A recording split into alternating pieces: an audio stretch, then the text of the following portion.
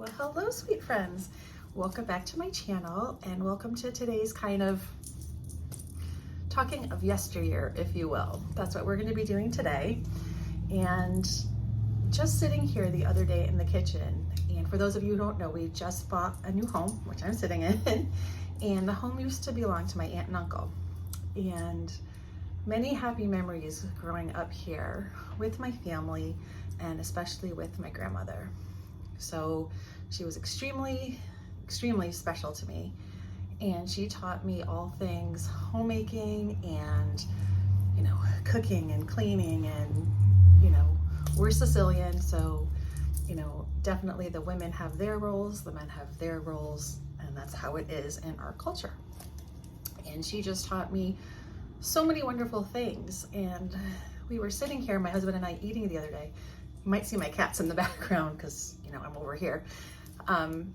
Just about all the things that we remember growing up as kids that are just no longer, people just don't do anymore. And I just thought, what a great way to make a video and share with you guys some of my special memories and some of the things that I was taught growing up, some of the things I still do, and some of the things I'm going to start doing again. So I'm kind of bringing back the things that were important, back then. I'm talking like, 50s, 60s, things like that, especially with women in the home. Now, don't get upset at me. I am a working person as well, and nothing against anybody who goes out to work every day, because I do too. In today's world, it's just kind of a necessity. And if you're lucky enough, and when my kids were young, I was a stay-home mom, so I was lucky enough to be able to enjoy their childhood with them. But all things aside, I just wanted to make a video with all the things in old-fashioned homemaking that really we should bring back, because there's no reason why they should have been tossed to the wayside. So anyway, with all that being said, I wrote down kind of 15 things that were important to me and that I'm going to start doing again if I haven't been doing them already. And I thought maybe this would trigger like your childhood memories or some things that you would do with your family that you don't, longer do anymore either. And some of those things are so special, why let them go? Let's bring them back. Let's bring back our wonderful childhood memories and start sharing them again with our family, and maybe, we'll inspire some others to do the same, and the traditions that are dying will come back. But anyway, I invite you to subscribe to my channel. I usually do all things home decor. I'm very English cottage, grandma chic, I guess you could say. I love decorating. Thrifting is my passion. I love cooking, things like that, and I share everything I can on this channel, and I would love for you to subscribe if you find this video to your liking. So anyway, let's get started, but I do have to wear glasses because I can't see without. Okay, so these are some of the things that I grew up with, and let's start talking about them. So number one is cooking at home, not eating out except for like date nights or special occasions. Now growing up, I might have to put these on and off a lot, but growing up, we never ate out. Having Italian grandmothers and Italian people all in my family, obviously the food at home was tremendous. But we had, the grandmas, the aunts, and everybody always in the kitchen. We were always cooking and talking, and they were showing me, the ways of the old country, how they would cook, how they would make sauce, cutlets, all these things. And I think now it's so much easier to just go out and buy a meal or get something in a drive-thru, whatever. But I really think that taking the time to prepare dinners, even if you have to plan them ahead and kind of put them in the fridge and then bring them out later on, during the week or whatever, is just, it's home cooking. I think when you make dinner, men or women, especially when you're making something your family loves or that you want them to try, that you're so excited about, it really comes from your heart. And there's no better ingredient than love. So that's number one. Number two, and this is a big one, and I do this one too. So comfort food isn't dead. So make foods that you and your family love, but just try to keep it on the healthier side.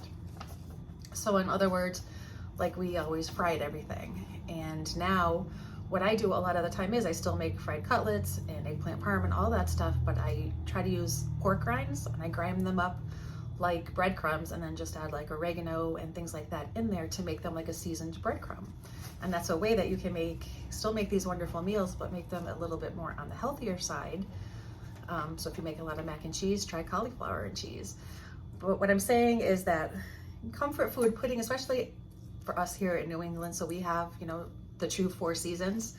So especially in winter, and there's nothing better than coming home or being home on a day where it's snowy or it's really cold, and you just have this beautiful hot meal on the table, and it just gives you all the warm feels. And I think that, you know, I know a lot of people like try to go low on the carbs and on the oils and things like that, but find your family's favorite recipes and try to figure out how to substitute one ingredient for another and just make it on the healthier side. And that's a tip.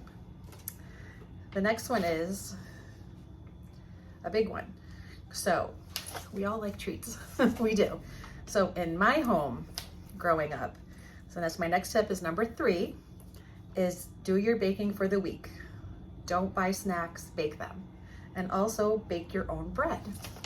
Now, people go out and buy bread and all of this stuff and snacks, but a lot of things you can make at home. Like we always had like ricotta cake, we had tiramisu, we had all kinds of Italian cookies, all kinds of things in our house all the time. You know, it wasn't until I think I was in like 1st or 2nd grade that I ever even had like a devil dog. So I didn't even know what those things were. So I'm just saying that, you know, you can find like your favorite snack mixes, things like that, and then just find a way how to make it yourself. A lot of times it's healthier because you know exactly, this is Serena, by the way, who's coming in to say hello. Hi, Serena. And there's lots of ways to make, you know, your favorite snacks, make them a little healthier, and it's definitely cheaper than paying these outrageous prices. And I think you will enjoy it. Get your kids involved, get your family involved, find out who wants one for the week, and have them pitch in. It'll be a lot of fun in the kitchen. That's where all of my favorite memories were. Okay, this is a big one, and I know lots of families, let me get her down, lots of families don't do this anymore, but eating at the table together and talking to each other. So in our home, when it is dinner time, even if my son is here, we eat at the table and there are no cell phones allowed. And the reason being is I remember just laughing and talking around the table at dinner time, especially. We would be talking about our day and what fun things happened and who's doing what the rest of the week. And, you know, I'm gonna date myself right now, but like when the TV Guide came, we were so excited to see what movies were coming in. You know, TV Guide, we would talk about it, and kind of my mom would like plan out, okay, like, you know, Rudolph the Red-Nosed Reindeer at Christmas is on Friday night at 3 on CBS or whatever, and we would circle it, highlight it, and we would just talk about like all kinds of things, like if anything fun happened at school or my dad's day at work, and my mom for the most part stayed home. So just, you know, it was just a nice gathering time. And I know sometimes it's quick out the door, like especially breakfast, if everybody's working and gotta get out, I know it's quicker, but dinner time especially should be a time where you all gather if you can and really enjoy each other's company. No technology or anything. Put dinner music on or music on in the background softly, but talk to each other. I mean, you're a family, or your significant other, or whoever is in your home, you know, talk to them. You don't need to be on social media when everybody's eating. That's just my thought.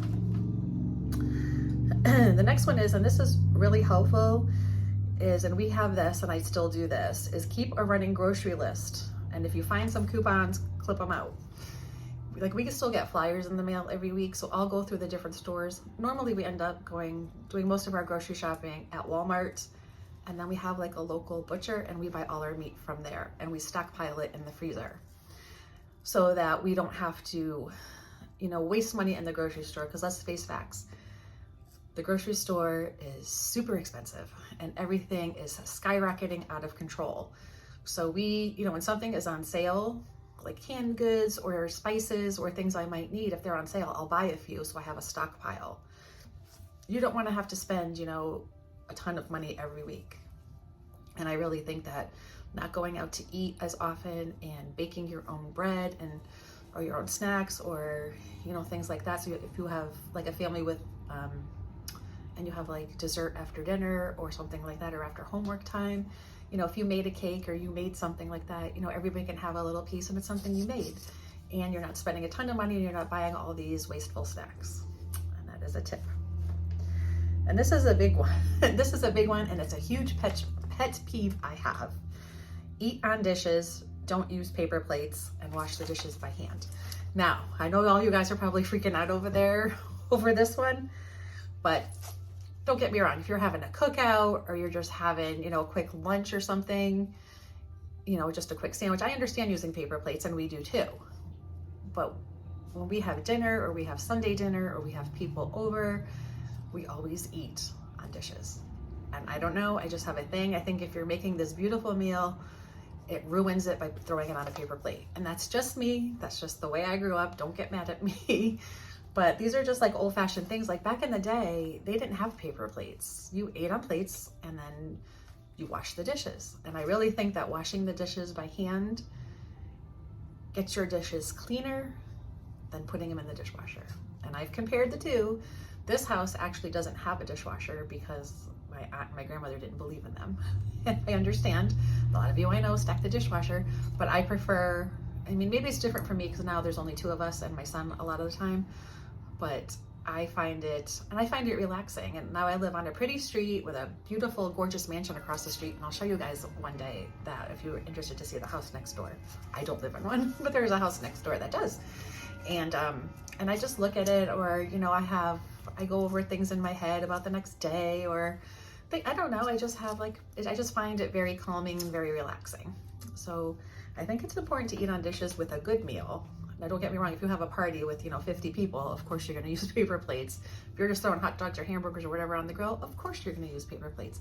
But I'm just saying, on the daily, when you sit down at dinner, if you've made this beautiful meal and it's just, your family or whoever sits around your table daily, I think you should eat on a plate. And that's what we always did. And this is a good one. Number 7 is always wear an apron when you're cooking so you don't stain your clothing, so you don't have to go out and buy more clothing. And that is a good one. I just think, and I find myself doing it too. I don't always wear an apron when I'm cooking, but it's something I'm really going to try to start doing, because if you wear an apron, if something should splatter, for the most part, it's going to land on the apron and it's going to save your clothes. And, nobody wants to get out these stains and all that. So always try to wear an apron. And then plus, if you pick something up or you just want to put something in, most aprons have pockets in them. You just throw it in the pocket and, grab it after or whatever. And I just think I don't know, it's like when I put on the apron, it's like Chef Tina comes out. I don't know, maybe it's just like a silly thing, but I really enjoy wearing an apron when I'm cooking or cleaning. I just think, and back in the day, women always wore aprons when they were cleaning or cooking just to protect their clothing. And especially I wear a lot of V-necks and things like that, and my apron comes up kind of high. I can't tell you how many times I got burned here because oil splattered or something like that. So the apron kind of just protects it. And I just like the look of the apron. I'm an apron girl, because that's that one. 8, and this is a hard one, but it's something that we have started doing again. My grandmother always did it. We actually sat at this very table because this was my aunt and uncle's table, which stayed with the house. The big chairs on the ends are mine from our other house, but this table is the table we all sat at. So again, very special memories for me. Is keep a household budget, and we cash stuff envelopes. So let me explain. So we have our home budget, and I don't care who you are. You could be, anybody. You could be a billionaire, and you still have a budget. I mean, if you're a billionaire, you're not going to go out and spend $10 billion when you have $2 billion. You know what I mean? So we know how much we spend for pretty much for electricity. We know what we spend for water. We know what we spend at the butcher every 6 weeks. We know what we spend on food for the house. We have a vacation fund, so we take our money, what goes in the bank goes in the bank, and then we cash stuff, food, taxes, insurance, gas, so many things. We have a safe, so obviously it's very safe, and we cash stuff, and then at the end of the month, everything that's left or whatever, we just throw in the bank. So when we go to the grocery store, I have my list prepared, I know everything I need, and I have the cash for it. And like I said, I look at the flyers before I go to the store. Sometimes though, it does happen where, nothing has been listed or you didn't have a chance to look even online and just take a look, but you're going through the store and you're like, oh my gosh, ketchup is buy one, get one free. So of course I'm going, even if we didn't need ketchup, of course I'm going to buy it. You know what I mean? Because it's buy one, get one free. So I'll have 2 stockpiled. But always try to make your list, keep your cash, cash stuff if you can. If you don't like that idea, then just make sure that the money that you're putting in your household account accounts for every category that you have. That's very, very important. This way you're not reaching for a credit card. You have the cash, you know what you need, it's in there, and all you have to do is take it and go.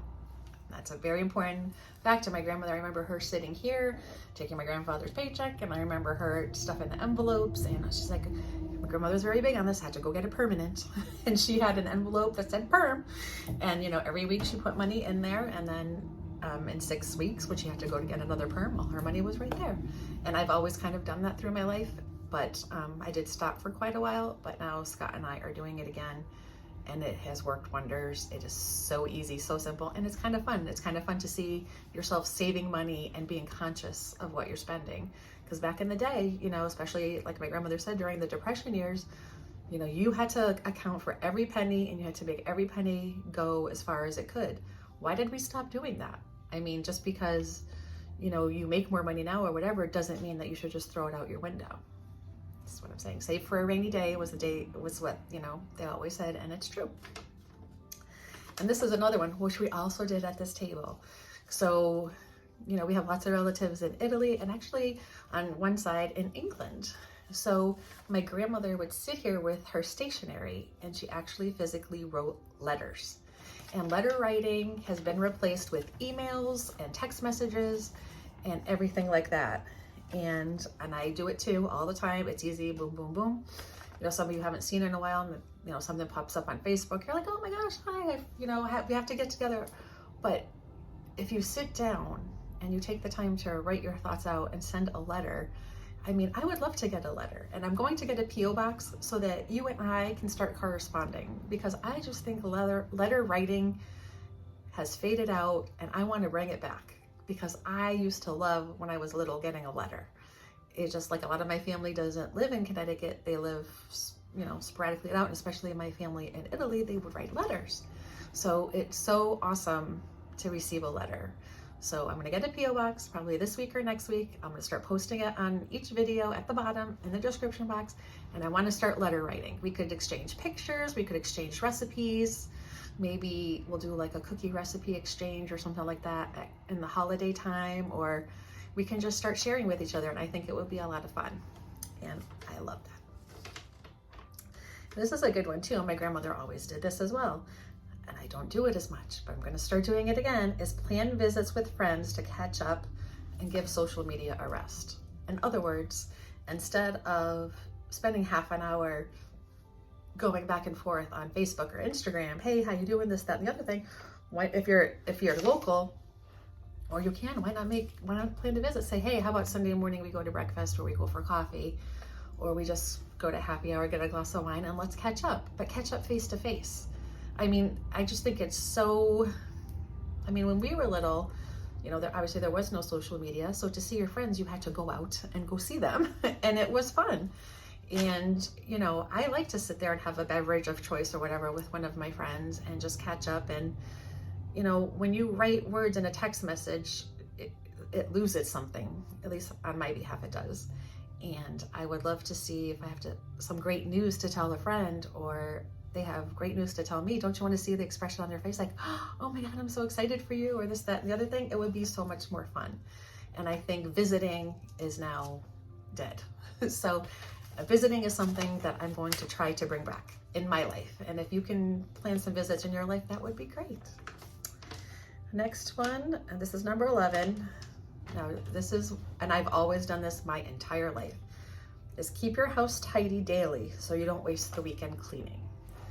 And what I do is every day I have a cleaning routine. I get up and I have coffee or whatever. The bed is always made.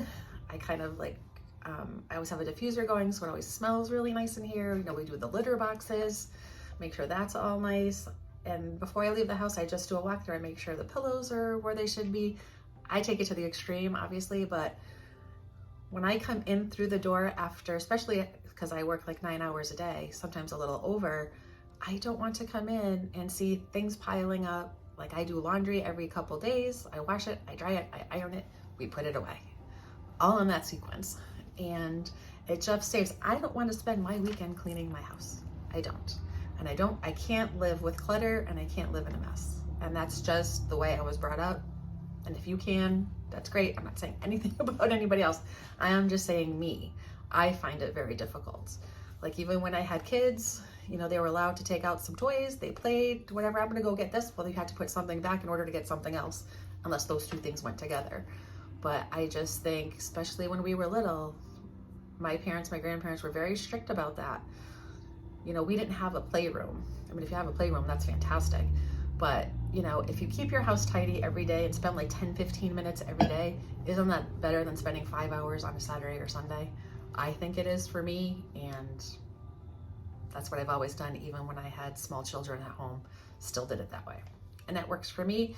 And that is something that, obviously women back in the day would stay home, so they did have all day, but I still think you can accomplish it even if you're a working mom. And this is a good one too, is dust with a damp cloth and a feather duster. So my grandmother never used, they never used like a Pledge or anything like that. They just had a cloth, very damp, went over everything, went over it again with another cloth to make sure everything was dry, got the dust. They used feather dusters for picture frames, for a fan, even they would go over the table, they would go over everything. And they used just a damp cloth and a feather duster. And you know, my family was a little bit ahead of its time because we always had simmer pots on the stove. My grandmother would throw cinnamon sticks in there and cloves, and it always smelled kind of like fall, but it always smelled like fall in our house. And it was just really cool. And like I said, the feather dusters got like every place that you couldn't see, and then just a damp cloth kind of went over everything else. And it worked out really well. And because a lot of cleaners have harsh chemicals and things like that, like we have cats. So if something smelled good to them, I wouldn't want them to like lick Pledge or something. So a damp cloth is just what I use, what my whole family uses, and that's what we did. And this is a tough one. So 13 is be neighborly and get to know your neighbors. I know that's a thing of the past. So we just moved here and I haven't gone to introduce myself to any of the neighbors yet, nor have they come here. But I'm going to make it a point over the next like week or so to just go over there. If I see a neighbor outside, like bringing out their trash on trash day or mowing the lawn or something, I'm gonna go over and say hello. And I remember like as a kid, you know, your neighbors would come over and just without calling or anything and just knock on your door and you're like, oh my God, how you doing? They come in, they'd have some coffee, they have some cake. I mean, we always had, Italian houses always have food everywhere. So there was always food. My mother would throw on coffee or they'd break out a bottle of wine, but neighbors would just stop over randomly all the time. Or if somebody in your family or even somebody that wasn't your neighbor but a friend was driving through your neighborhood, they're like, oh, let's go stop and see, you know, let's go see little Tina. Let's just see how she's doing. Let's go visit with her parents. And they would just come over randomly on like Tuesday at like 8. They would just like pop in. And we did the same thing. And you know, growing up, I mean, I grew up in a city, so, but we knew all our neighbors. We all hung out, you know, our parents were all friends, and us kids, like, ride our bikes everywhere, and, like, all the neighbors knew each other and helped each other. So I think, try to be neighborly and get to know your neighbors. I mean, you never know. You may have, like, a really best friend right next door that you haven't met yet. And almost at the last one. Next one is retail therapy. Don't get mad at me, and I am a huge person who violates this rule all the time, but retail therapy wasn't a thing back in the day. And this is, my grandmother always taught me this: buy as you need, not as you want. Buy as you need, not as you want. We have wants. I mean, there's tons of things I want, you know what I mean? But do I need it? And that's a huge question to ask yourself. You know, back in the day, they just couldn't go on Amazon and buy 8 things because it's Amazon Prime Day like it is today, like I did. And I did buy stuff. But it was, you know, buy as you need, make every dollar go as far as you can. And if you are going to an event or it's Christmas and maybe, you know, you just want something new, you wear the last dress, like my grandmother had like the Christmas dress, but you know, and then I remember her wearing it like 2-3 times and then she bought another one. And it was very much buy as you need, not as you want. So, you know, they had an envelope and that money was for clothing. And then when, you know, something came up or they needed new undergarments or my grandfather needed new socks for work, if he needed them, then they went out and bought them. Now, one of the things my grandmother would do would be sew his socks. Now, I am not going to sew my husband's socks. I will just get him more, because that's just not me, and that's today. You know what I mean? But if we kind of, and being on social media too, that's why I love thrifting, because your money goes a lot further. You get things that are unique and like nobody else has right now. With my style anyway, with like cottagey or farmhousey, things like that, you know, you can thrift all over the place, which is great, because let somebody else pay, you know, $150 for something, get tired of it, bring it to Goodwill or Savers or wherever, and you pay $4 for it. That's how I look at it. Let them buy it, and I'll get it from them after they're done with it. But that's a great thing. Don't let influencers, you know, make you feel like because, you know, you don't have candles that are this high and whatever, I don't even know what to say, like, oh, somebody bought a new set of dishes, or, you know, oh my God, the cordless vacuum is the best thing ever. And I'm sure it is, but do you need it? I mean, maybe you do. But I get trapped into that too, so I try not to influence you guys to buy anything. I try to make you, one of my things is to repurpose what you have, move it around to another room. This way you're not spending money redecorating, you can just take what you have and move it around. And I do that all the time, and that's why I love thrifting, because I'm not spending a ton of money. But don't think that because, you know, influencers on Instagram have the latest trends, don't follow the trends. Be your trend. Be who, like, decorate how you feel. It doesn't matter if your house isn't Pinterest worthy or whatever. If you walk into your home and you look around and just say, I just love this house, I love how I decorated it, then it's the right way. You don't need anything else. Trust me. Just trust me. I mean, my style isn't for everybody. I'm very like old-fashioned English grandma chic, and a lot of people don't like this. They like the modern houses that are big, huge, and everything is white with hints of black, and that's great. If that's what they love and they walk into their home and say, oh my God, I love this house, then that's fantastic. I don't. This is me. What you're seeing behind me is me. And no matter if this goes in style, out of style, whatever, this is still going to be me, and I'm going to decorate and have what I want. And then number 15, which is kind of the obvious, make your house a welcoming home. So when you walk in your door, like if your kids have friends over or your parents or anybody come over, always make it feel like you're welcome here. Always make your house feel like it's cozy and warm. And, you know, I have a couple friends where I'm afraid to go on their house and touch anything. It's like everything is like white and like, oh my gosh. You're like, I am like very, very girly, but I'm also very truck driver-ish. And I don't know if that's a word or not, but you know, I'm not dainty whatsoever. And just make your house feel very welcoming, but let your house reflect you. Let, you know, figure out a way to make your house a home and try to bring back all the memories, the beautiful memories that you had from your childhood and things that you remember doing with your mom or your dad or your grandparents that just bring you so much joy when you think about it. Try incorporating it back into your home, and it's going to give your home a whole different feel. But anyway, thanks for sticking around to the end. Let me know down below which of these things that you either still do or things that you're going to want to get back into your life. I'm interested to see what you guys think. Letter writing is definitely going to be one. I want to write to you guys too. I'm making my own bread from now on, things like that.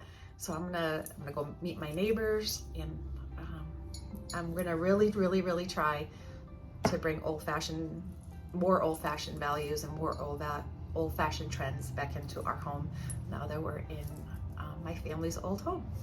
Anyway, you guys have a great day. Thank you for sticking around. I will see you probably on Sunday. I'm gonna do a little thrifting, and I have a couple spaces that still need a few things. So I'm gonna go to the thrift store, see what I can find, and I'm gonna take you guys with me. Anyway, I hope you guys have a fantastic day, and I will see you later.